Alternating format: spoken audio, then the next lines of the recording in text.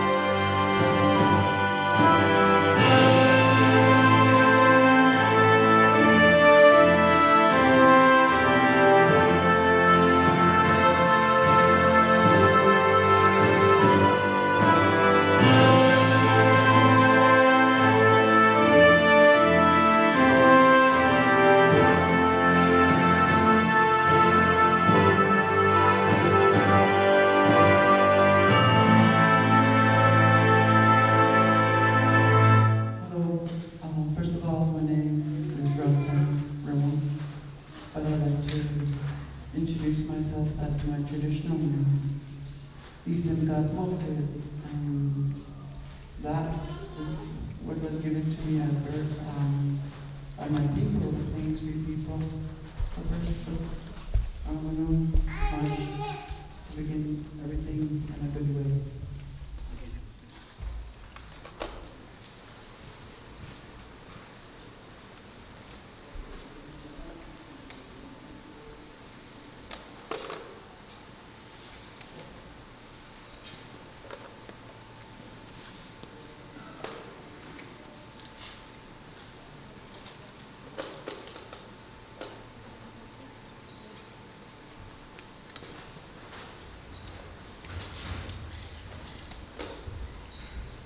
Good evening. It's great to be here.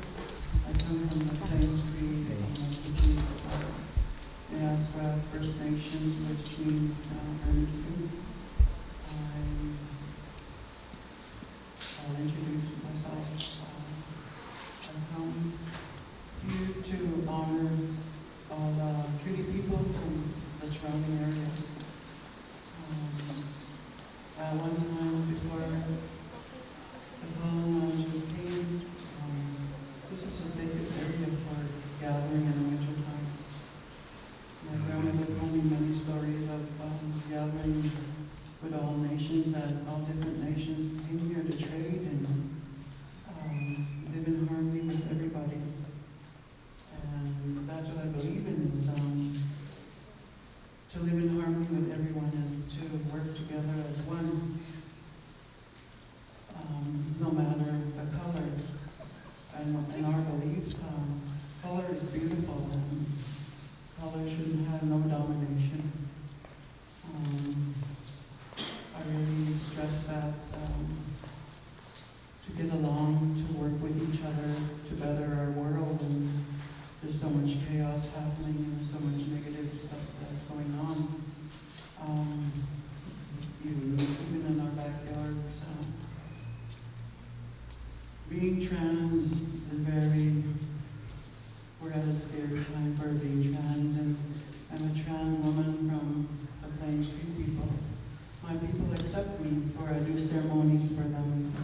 I speak my language very well, and I'm a herbalist, and I do a lot of traditional things for them, and I'm always invited to ceremony.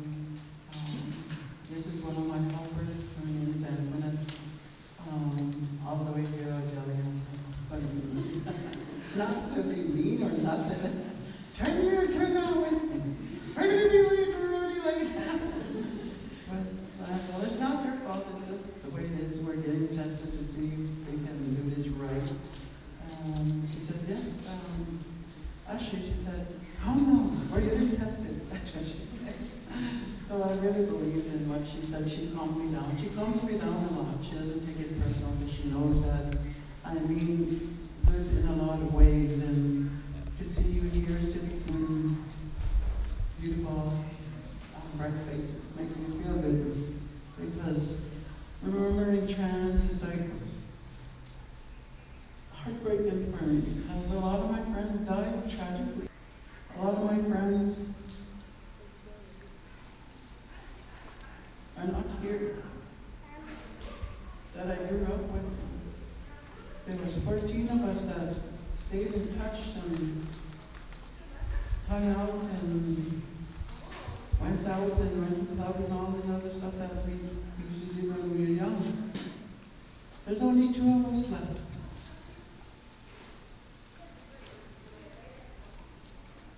But I pray for all trans, the young people that are coming out, and it's more open, it's more safe, I would say, than when I was a teenager.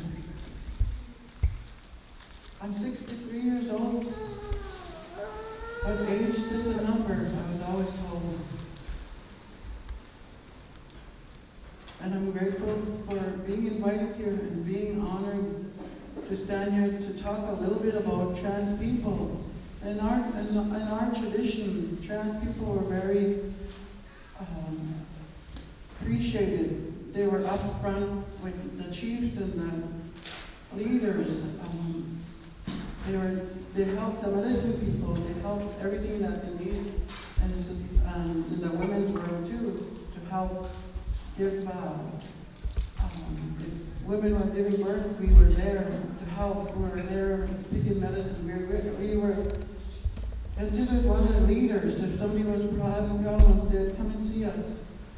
Today, I play that role, and I don't play it, I do it, and I do it very well. So, when I speak my language, so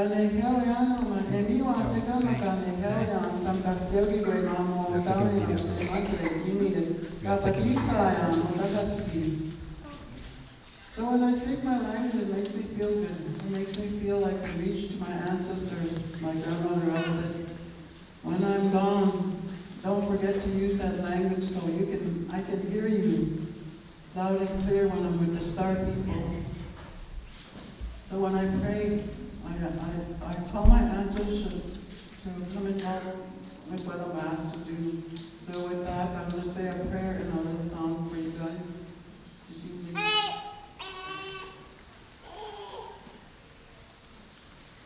So I'm going to start my prayer. I'll not use the mic.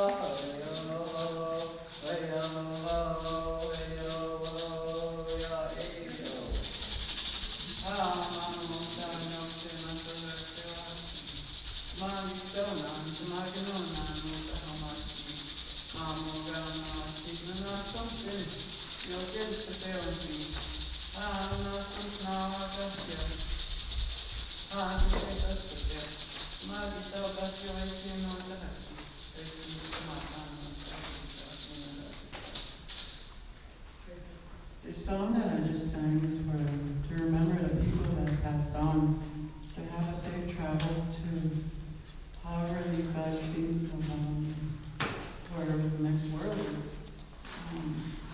And our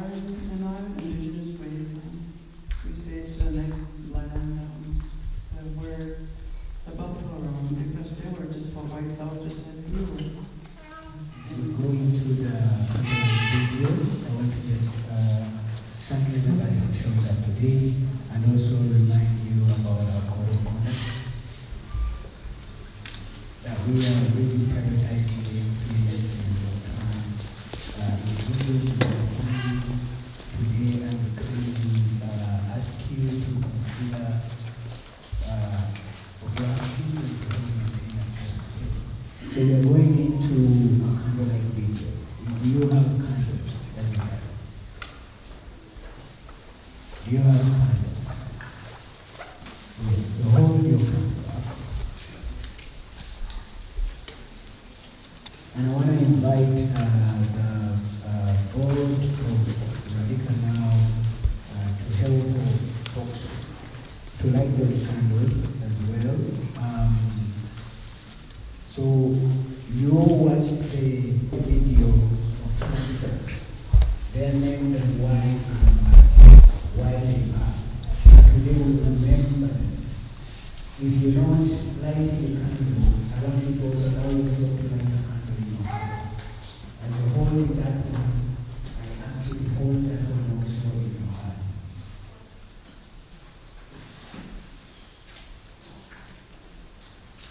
Reflect on the life of these people who are being murdered. They are being murdered just because of their names, just because they choose to do that. Some of them were murdered by their loved ones. Some of them were murdered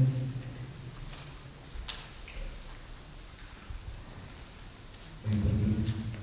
Some shot. Some of them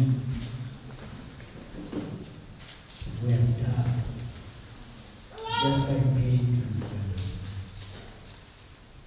Think about that. You don't have to really think about that at this moment. You don't have to really worry about what to do next. As you light the candle, I invite you to take a moment of silence. Right now.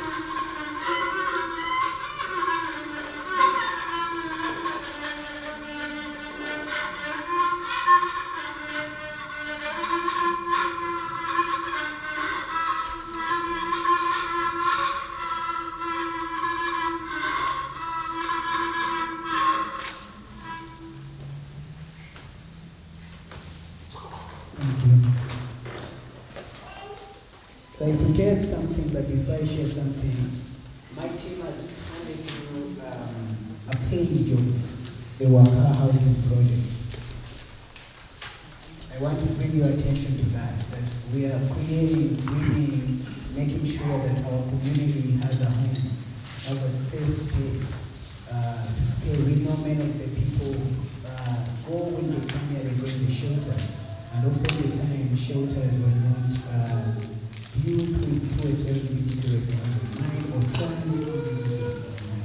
So we want to create a home, a worker a home, a sacred home, centered in meeting their customized individual needs. The needs of a trans individual are different from the needs of a lesbian person, are different from the needs of a cis person. So we want to make sure that they get customized individual needs, and we really can't do this work by ourselves. And we know you have been here with us for a long time. So we're doing this work on the legacies of other trans individuals, and some of them that you are all familiar with, like Cash Baker, like Dr. Michael Marshall. They have done this work, like Marsha P. Johnson. These are our ancestors, and today we're grateful that we had our elder open us in a good way. Due to society expectations and the oppressive anti-trans policy legislation, like the current one being proposed here in our provincial government. For those who do not identify as transgender, it may be challenging to fully feel how we feel every day as trans people. But you know what? With your allies, we can actually open up and tell you how challenging it is for us. Our water is our home. The life expectancy of trans individuals is 35. I'm 29. Watching the people we love become our ancestors of age bear its own heavy burden. Cashville was just 25. Fundamentally, ultimately, wins you engage with us and how to move in the community. That means in some public spaces I'm not scared of going, especially today. This journey is relentless pursuit of freedom. The narrative we create within ourselves every day among people. It is essential to recognize that we do not have to undertake the path alone. This is a message to any trans individual in this room. You do not have to take this journey alone. The pain you're feeling by yourself. And knowing that today we're remembering our relatives, those who look like us, who have eaten like what we have eaten, who have walked, who have had friends, families. We have to learn to tell our own stories before anybody tells our stories for us, like the Premier is doing here in Alberta. And that's why we are here today. That's why we even today, so if anyone here has the need to, if you want to talk to anybody, we have our friend Rena from BIPAC Healing Center. So Black, Indigenous, people of color, they got you. Reach out. We're not here by mistake. We're not trans because we just want to prove a point. This is who we are. This is our identity. This is our daily lives. And we'll not apologize for being our authentic selves. Our relatives have passed. Our friends have been murdered. We will not hide no more. We will continue standing united. We will continue showing up for our communities. And we will continue doing this work until our last breath. With those words, I would like to invite Rohan from Trans Rights. Yeah.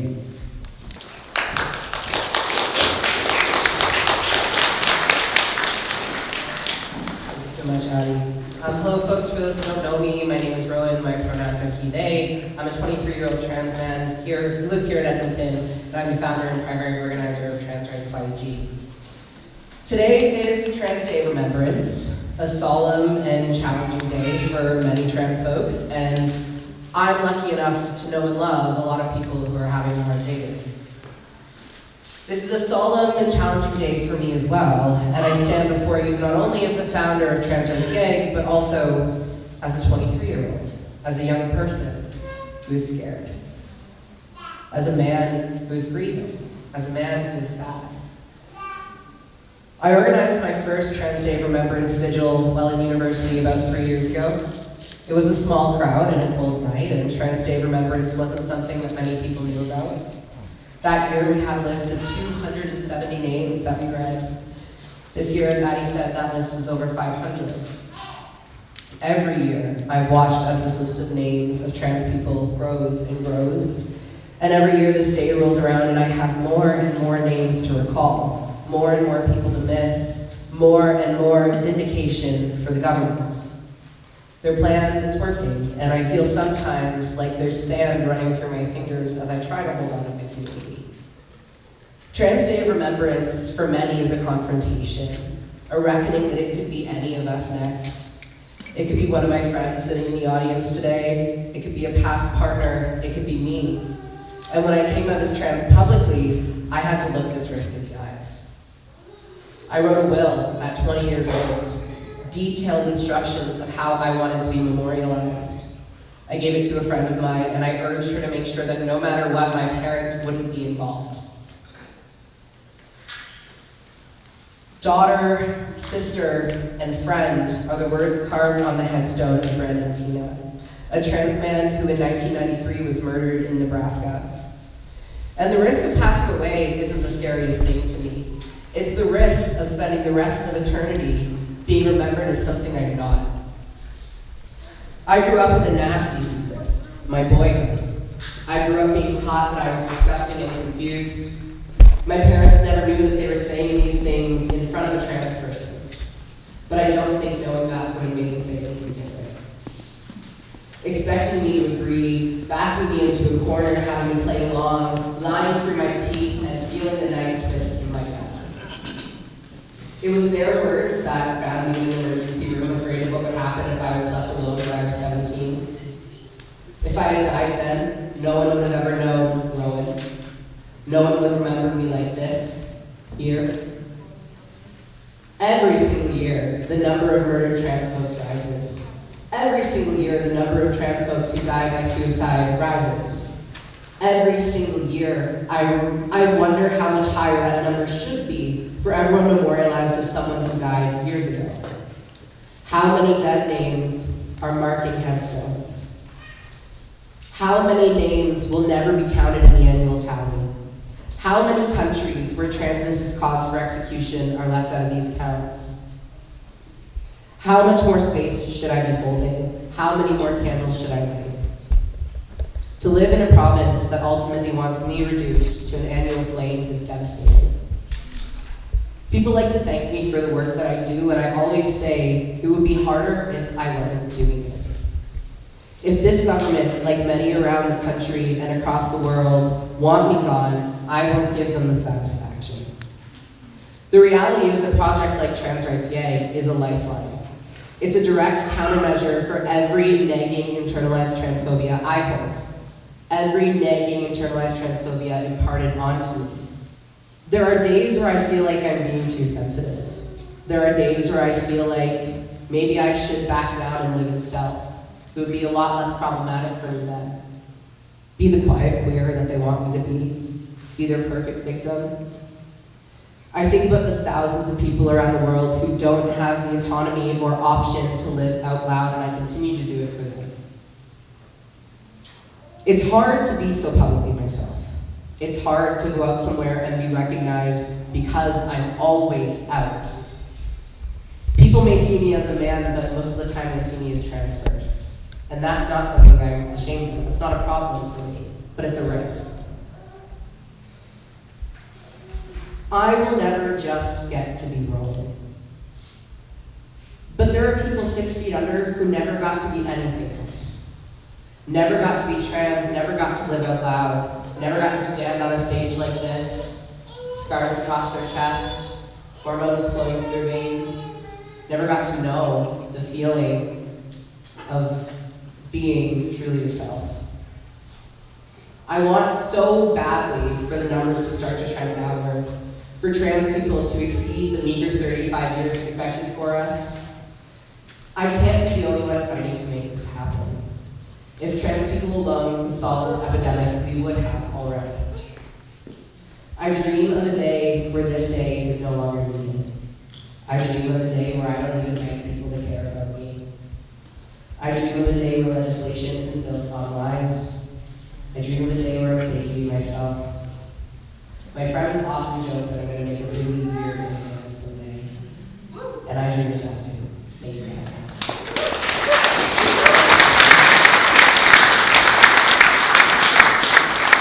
me. Thank you. I dream also of a day where I'm old, you know what I'm saying? You know, my back is like this, right? And I should be able to have that. So, briefly, in the next 2 minutes, I want to invite Rena Samra from the BIPAC Wellness Healing Center. Hi everyone, I'm Rena Samra. My pronouns are she, her. I'm here as the founder and director of the BIPAC Healing Wellness Center. Thank you all for being here.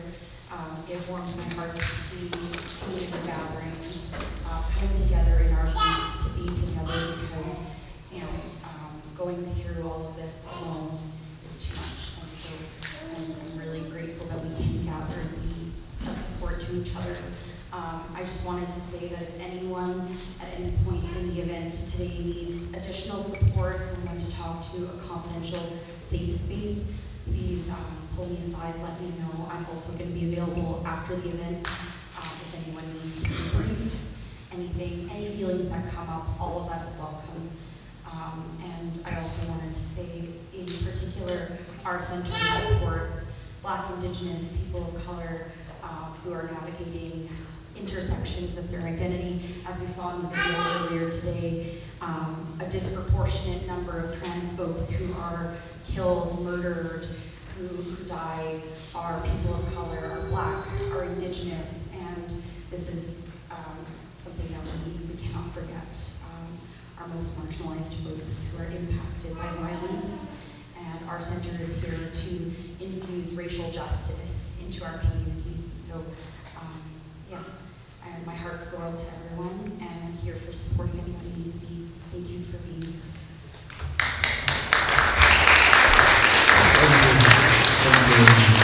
Our next one is Cedar T, Alberta's baddest indigenous drag queen. Cedar T uses she, her pronouns. Is an AUA from Sando Lake Cree Nation based in Edmonton.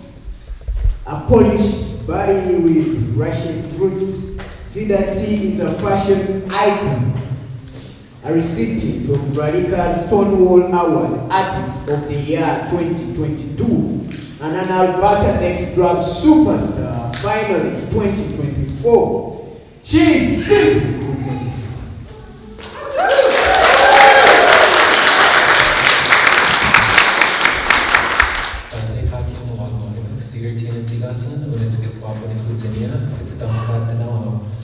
My name is Cedar T. In Muggle form, I go by Kesik Whiskey Jack. So, greetings everyone. I'm honored and humbled to be asked to come and do a performance tonight.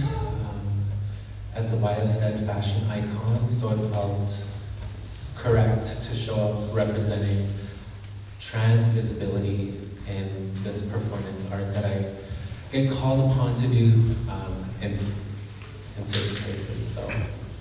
I didn't send music. This will be my first time sharing a live song, not lip syncing. So bear with me. I also heard the rattle earlier, so I felt like it was my cue to come through. And yeah, let's just get it started. This song's sung by a well-known singer across Indian country, indigenous country, by Fawn Wood. If you know the song, I welcome you to sing along. And if you catch on, also feel free to hum along. I also invite you to call upon your ancestors to come and sit with us here tonight. I literally just thought of that word while saying that. To those that we lost, personally as a Drake mother, I lost a Drake daughter due to suicide in 2021, and it hit our community pretty hard. So I want to call upon him to be here with us tonight as well.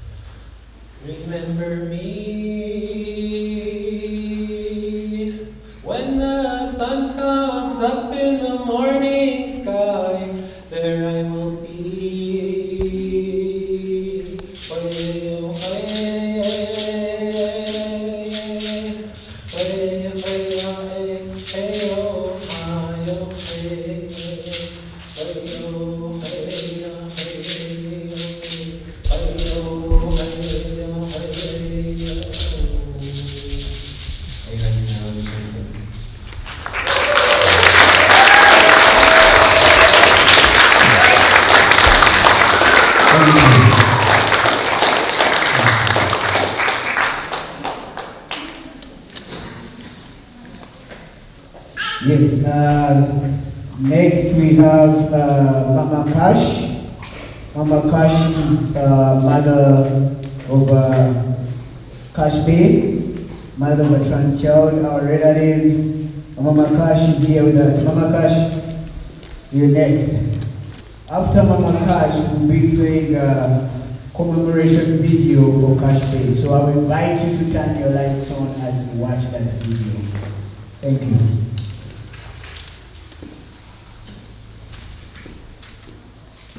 Hi everyone. My name is Najma Mungai.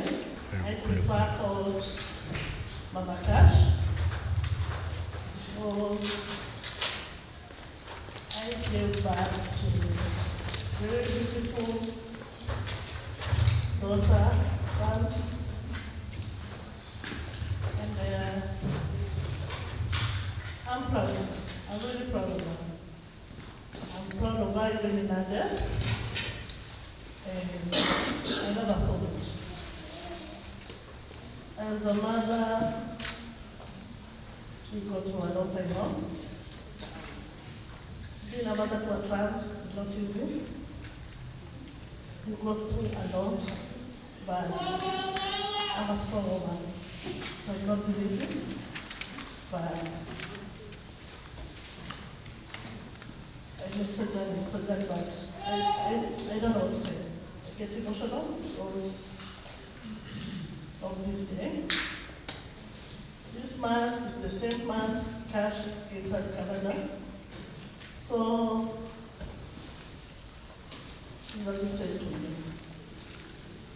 The only thing I would have to say is to my fellow parents who have trans children and they're still alive, I would just like to tell you, love the children. Just give them love. They don't need anything from you, only love. Because they go through a lot. They go through a lot. We denied from society, we are denied from families, and you can imagine what those children go through because as a mother, the only thing you are the only person who can give that child going, keep her going, you know. I'm saying this because I know what I went through with Cash. And sorry to Connie Cash, who have lost their children. I'm sorry. And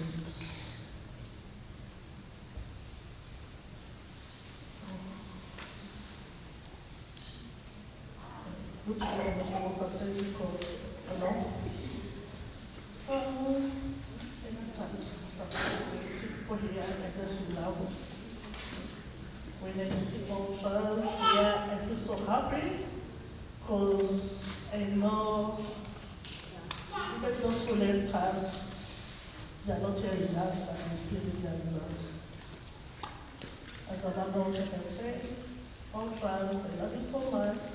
Mama is here, give you the love you don't have because you don't give you hugs every time you go. And I really appreciate seeing you very young. I can see the love. I want to see the love. And wow.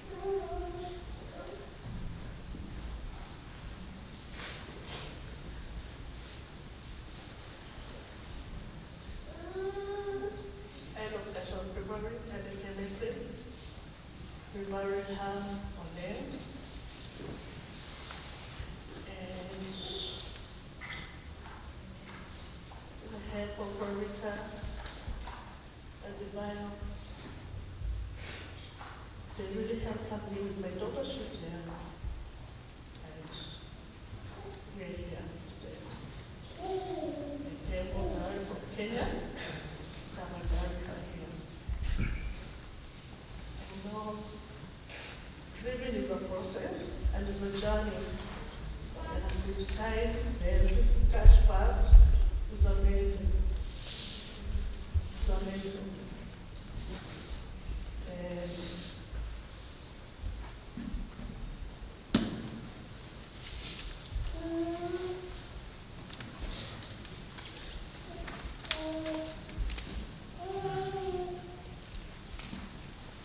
the only thing I can say, I want to just pray that all the trust, just all the parents, just give the children the people they want to be. Let them be whom they want to be. Yeah. Because I have all the rights. And I was very happy to forget that the government meant to. Now, according to their rights, they are not begging for rights, they are demanding for their rights.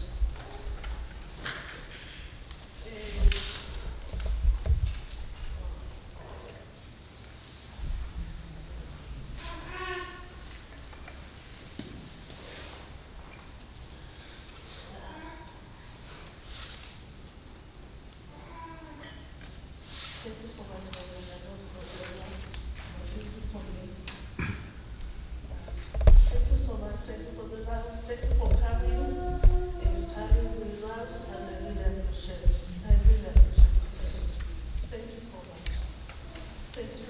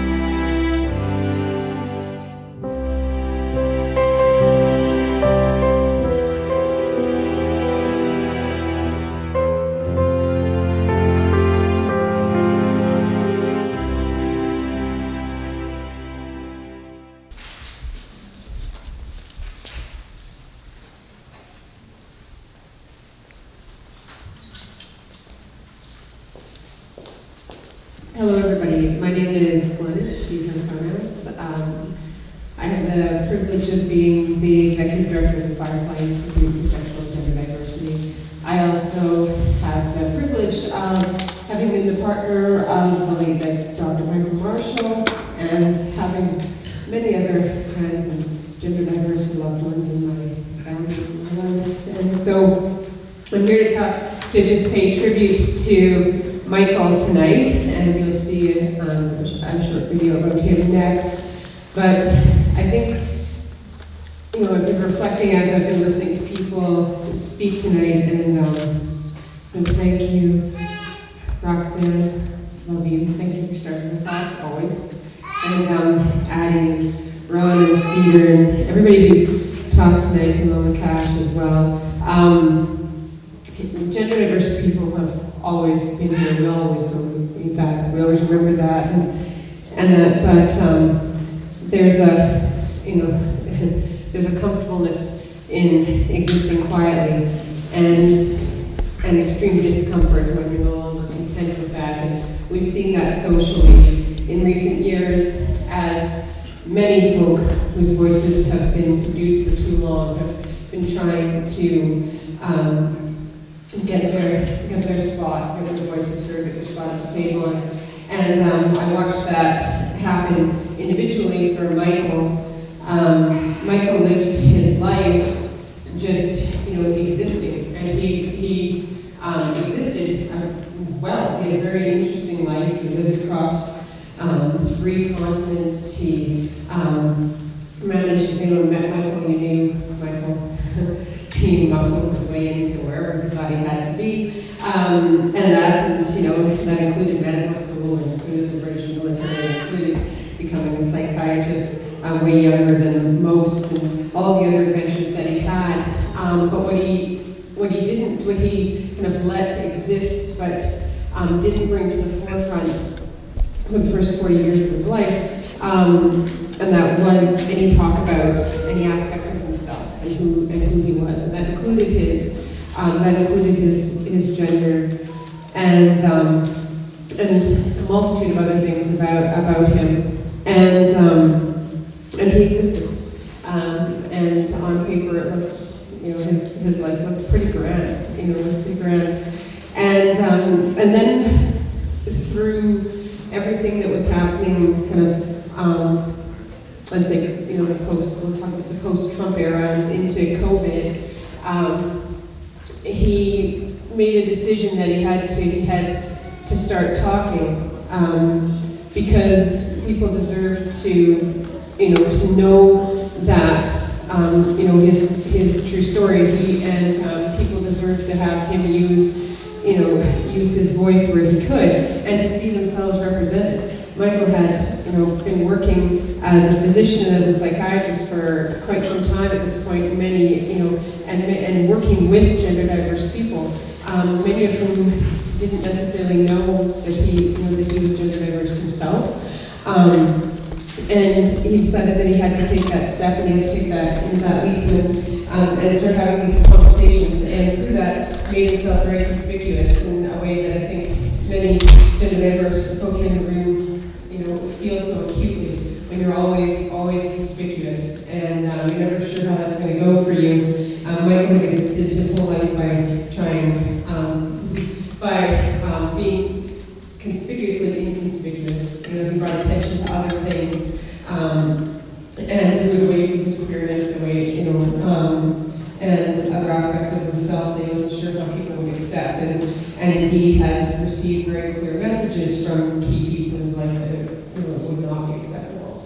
And so when he moved into this space of speaking openly about who he was, and sharing his true self, physically transitioning,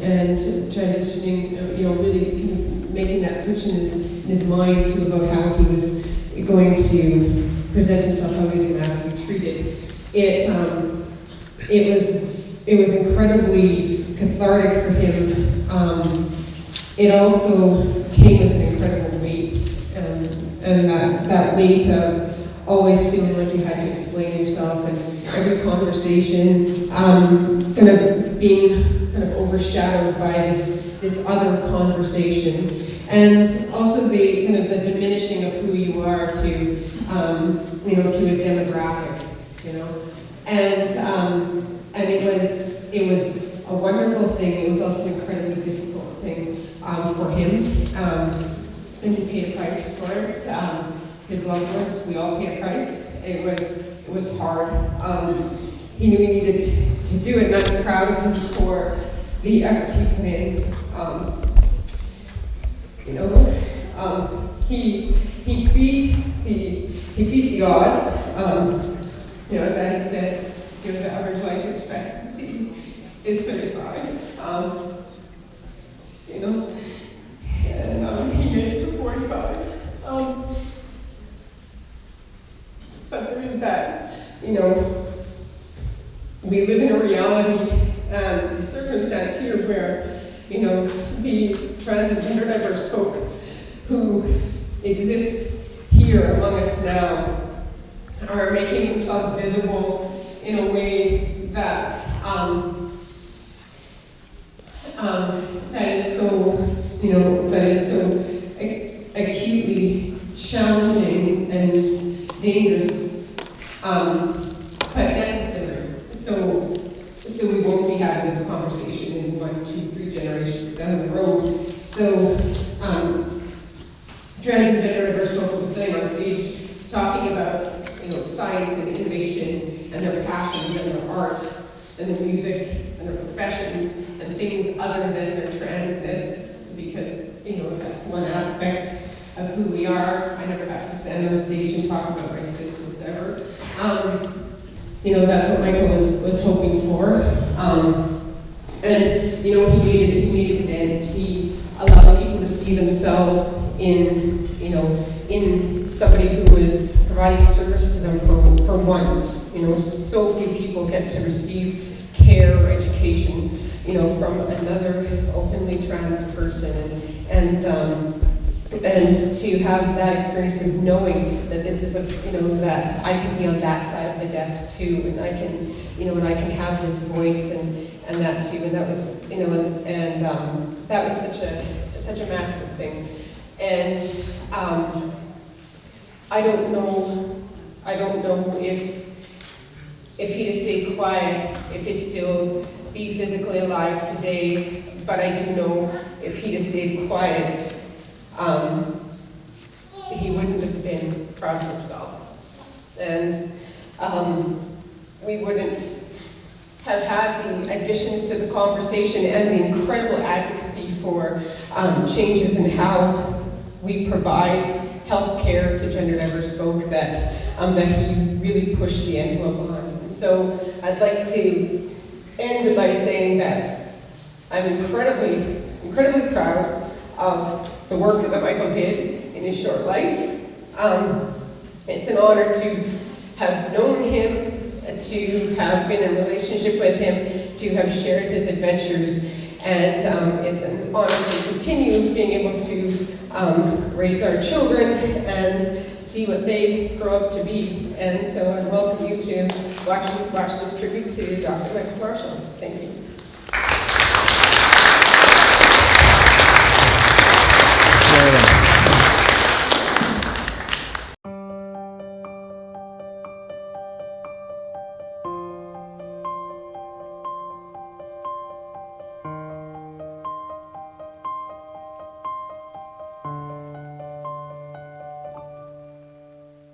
Dr. Michael Marshall was a psychiatrist who specialised in providing services and advocating for gender diverse persons.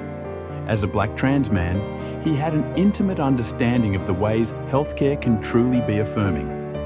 He advocated for decreasing barriers and intrinsic bias within the healthcare system, and provided the rare experience to 2 SLGBTQ+ people of seeing themselves represented within the system. Dr. Marshall died suddenly of undetermined causes on September 23, 2022, at the age of 45.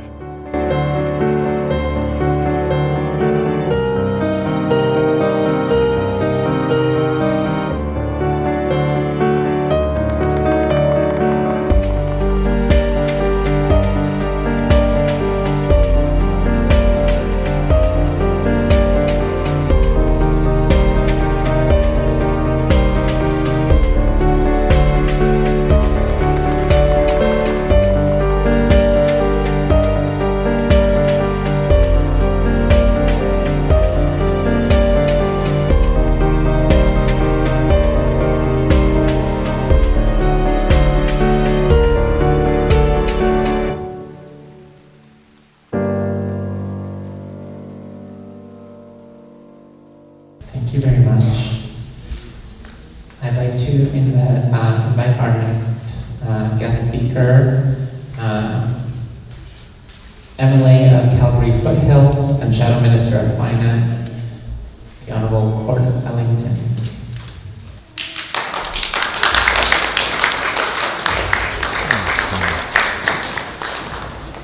Good evening, everyone.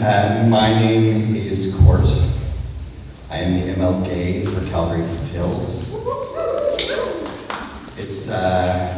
It's pretty special to be here tonight. I know that normally on an evening like this, in this place, you would have your local MLA, Joanna Sterling, with you, and she regrets that she could not be here with you this evening. I also am here with my colleague, Lizette Tejada. We're both going to share a few words.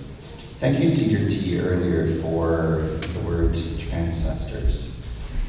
That I love that word. I think everybody's going to start using it now. And we are here to remember our transcestors. But I think we were also here as we just had Remembrance Day just not long ago, and I think one of the analogies that we can say there too is that with Remembrance Day we also remember all of those who are still here, and it is important that while we are remembering our transcessors, we are also here for those who are here, and you are here, and we honor that. If we have one more transcessor, it's one too many. We have to create this world where everybody feels safe. I talked a little bit in the legislature earlier this week about kids feeling safe and where they can find that safety, and how this legislature, first of all, I want to say before I go any further,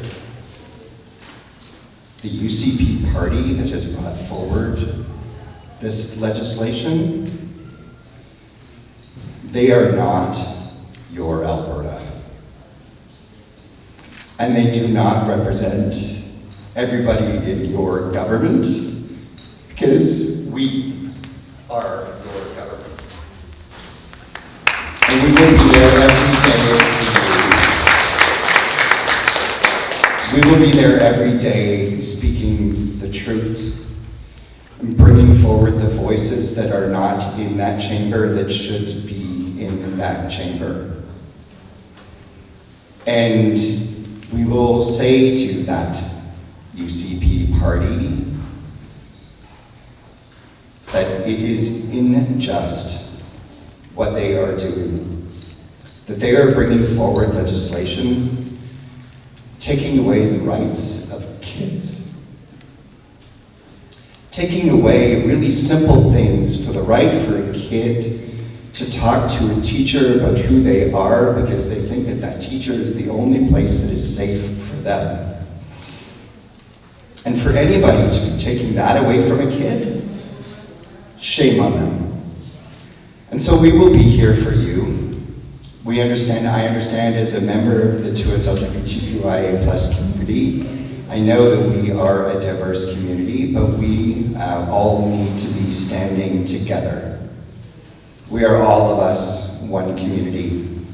And I'm also going to say that it has been my privilege to have beautiful trans people in my life. And I find myself to be incredibly lucky because every single one of them, I have only ever known them for who they are. And that is a beautiful thing. Thank you.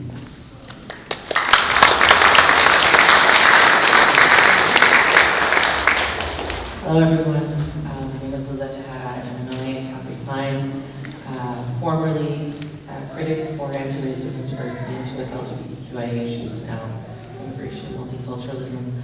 I am also the mom to queer kiddo, with several queer friends who I am so very lucky to share my time with, to give rides to. Get a lot of requests for Skip. But one of the great joys of my life is that when I'm giving those rides and when we're spending that time, that they feel safe and that they are authentic in who they are, and that they have that safety. And sitting across from the government that we sit across from, I have that in my heart every single day when we go into that legislature. And as much as today is a very solemn day, and I remember a lot of the people that I've loved in my life and miss. It's a day when we strengthen our resolve to not give up. And in the face of a government that wants to divide us and stand against each other, that we stand with each other and for each other and hang on to each other.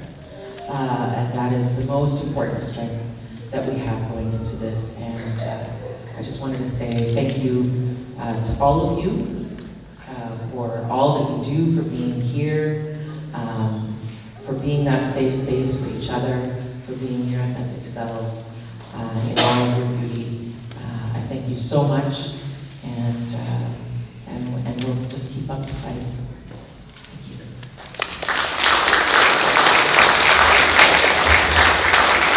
you. In our Alberta, there's place for everyone.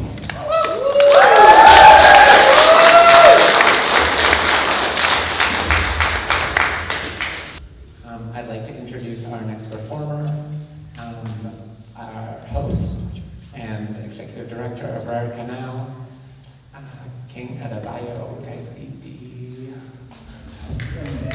Yes. The fire that we have ignited, burning bright. We're breaking barriers and walls. We guided by love, heading to the Tokyo on high. Rise up and shine, rise up and shine. Rise up and shine, rise up and shine.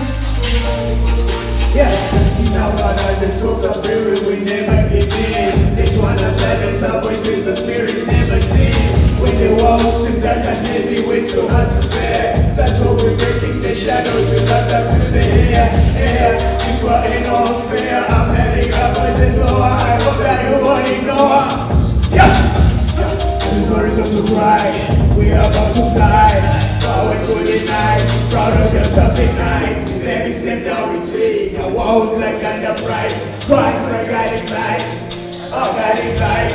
There's no reason to cry. We are about to fly, forward through the night, proud of yourself tonight. Every step that we take, follow the kind of right, run for a guiding light, a guiding light. You know what? Good God, you put your life on your right. The answer's like to be proud of you. We're breaking barriers and walls, we guided by love, heading to the Tokyo on high. United in its pride, the fire that we have ignited, burning bright. We're breaking barriers and walls, we guided by love, heading to the Tokyo on high. Rise up and shine, rise up and shine. Yeah! Rise up and shine, rise up and shine. Yeah! There's no reason to cry, we are about to fly. Forward through the night, proud of yourself tonight. Every step that we take, the walls that kind of bright. Trying to guiding light, our guiding light. There's no reason to cry, we are about to fly. Forward through the night, proud of yourself tonight. Every step that we take, the walls that kind of bright. Trying to guiding light, our guiding light. How you feeling?